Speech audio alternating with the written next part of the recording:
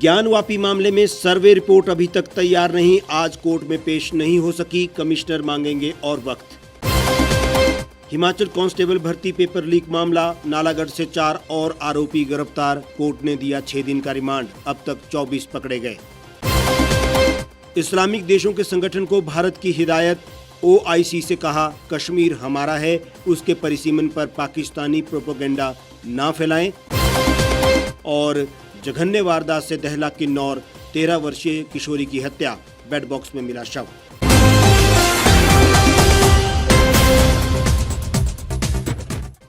नमस्कार, स्वागत है आपका द रीव टाइम्स न्यूज चैनल में। आपके साथ मैं हेमराज चौहान।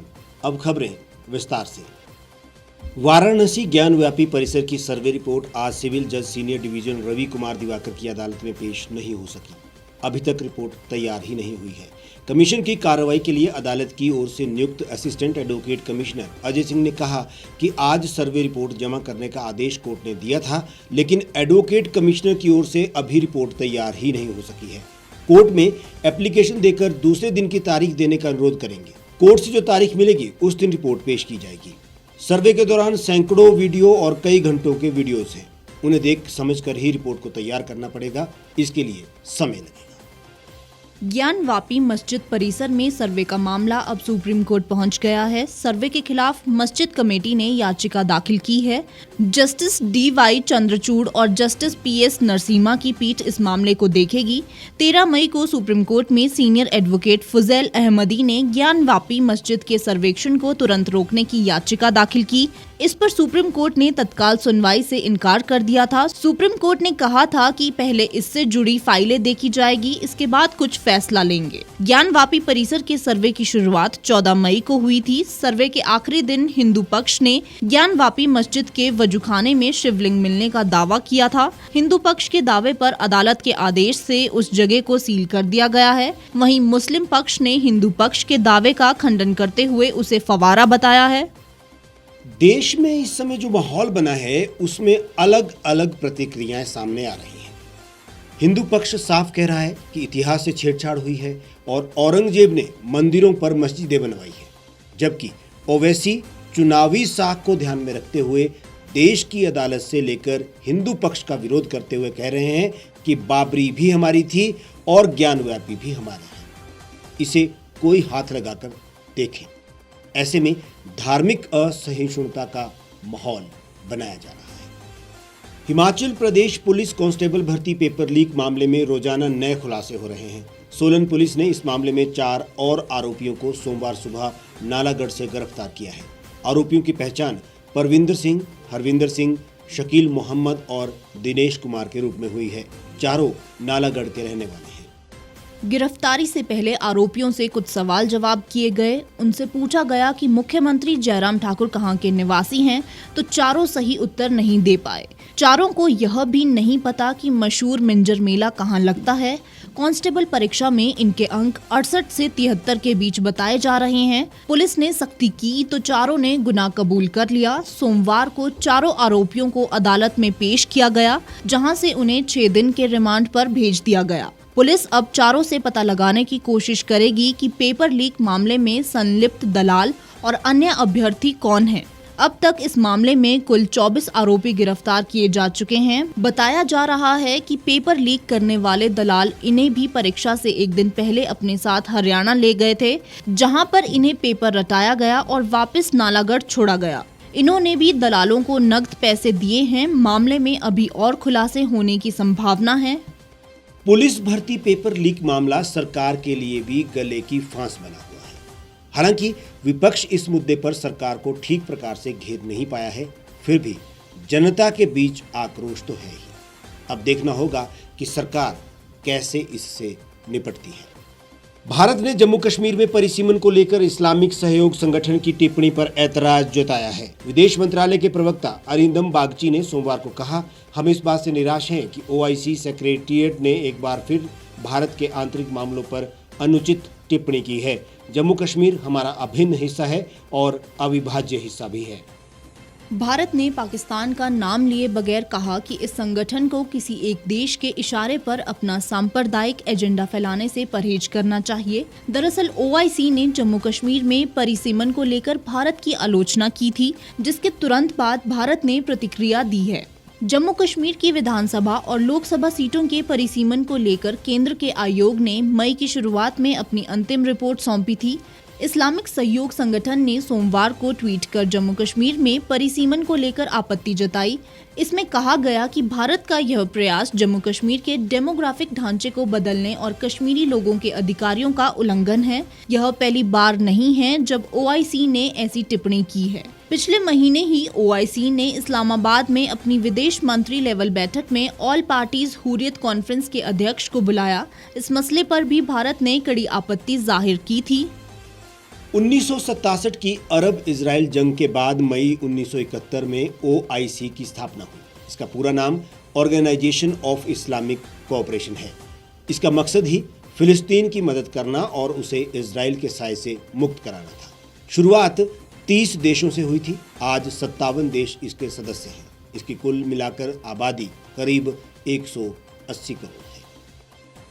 हिमाचल प्रदेश के किन्नौर जिले के भावानगर स्थित लुतुक्सा में 13 वर्षीय नेपाली मूल की किशोरी की हत्या का मामला सामने आया है। लड़की का शव बंद कमरे के बेड बॉक्स में मिला है। पुलिस ने मौके पर पहुंचकर शव को कब्जे में लेकर पोस्टमार्टम के लिए आईजीएमसी शिमला भेजा है। 14 मई की रात को लड़की की मां ने नजदीकी पुलिस थाना भावानगर में पहुंचकर पड़ोस में रहने वाले सिक्किम के एक व्यापारी पर शक जाहिर करते हुए मामला दर्ज करवाया था। व्यापारी पिछले करीब 5 वर्ष से किन्नौर जिले के भावानगर स्थित लुतुक्सा में भी किराए के मकान में रह रहा था। वारदात के बाद आरोपी को भावानगर पुलिस की टीम ने दिल्ली पुलिस की मदद से दिल्ली से गिरफ्तार किया है। आरोपी ने पुलिस पूछताछ के दौरान हत्या को अंजाम देने की बात को कबूल किया है। पुलिस ने आरोपी के खिलाफ हत्या का मामला दर्ज छानबीन शुरू कर दी है। मामले की पुष्टि करते हुए एसडीपीओ भावानगर राजू ने कहा कि पुलिस ने भारतीय दंड संहिता 302 के तहत मामला दर्ज कर आरोपी को गिरफ्तार कर लिया है। उन्होंने कहा कि आरोपी से की गई पूछताछ में हत्या करने की बात को कबूल किया है। आज आरोपी को कोर्ट में पेश किया गया है। आरोपी युवक को सोमवार देर रात गिरफ्तार कर किन्नौर के भावानगर थाने में पहुंचाया गया।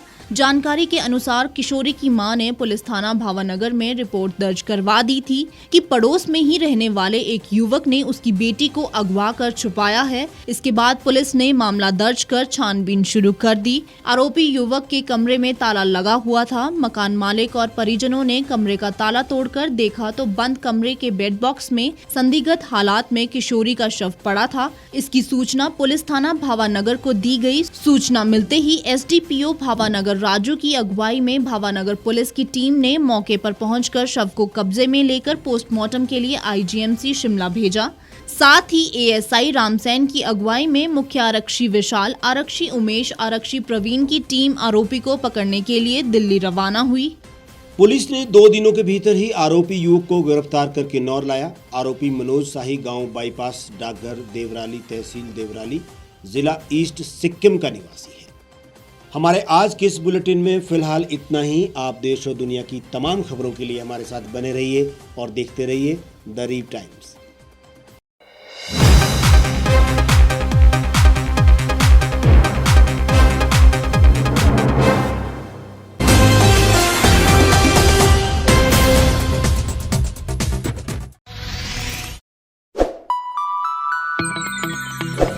खबरों में बने रहने के लिए सब्सक्राइब करें द रीव टाइम्स, लाइक और शेयर करना ना भूलें।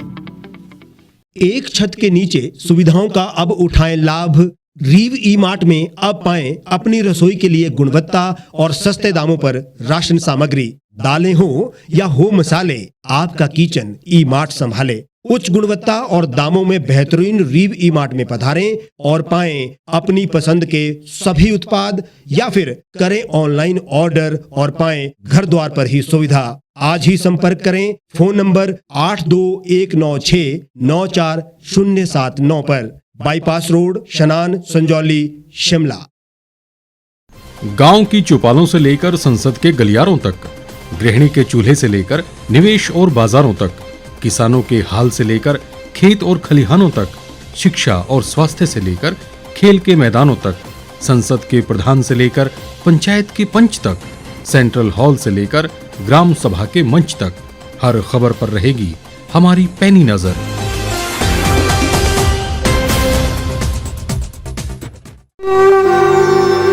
भारतवर्ष, जिसे आप दशकों से सुनते आए हैं कि सोने की चिड़िया थी। इसके पंख पहले मुगलों ने कुतरे, फिर अंग्रेजों ने, और आज राजनीतिक प्राणी कोई कोर कसर नहीं छोड़ रहे। आज भी लगभग 25 करोड़ लोग रात को भूखे सोते हैं। करीब 2 करोड़ लोगों के पास घर नहीं है। भ्रष्टाचार में हमारा 176 देशों में 80 नंबर आता है। औसतन 100 महिलाओं के साथ हर दिन ज्यादतियां होती है और ना जाने क्या क्या। देश की संसद से कुछ ही दूरी पर चादर लपेटे सैकड़ों लोग सुबह नील गगन के नीचे सोए हुए मिलते हैं। क्या आप एक ऐसे भारत की परिकल्पना नहीं करना चाहेंगे जहां कुछ ऐसा किया जाए कि 1 वर्ष के भीतर देश में कोई भिखारी या लाचार भी आश्रयहीन न रहे? लोगों को सभी सरकारी सेवाएं घर द्वार पर ही प्रदान की जाएं ताकि दफ्तर या कर्मचारी के चक्कर ना काटने पड़े। भ्रष्टाचार जड़ से समाप्त हो जाएगा।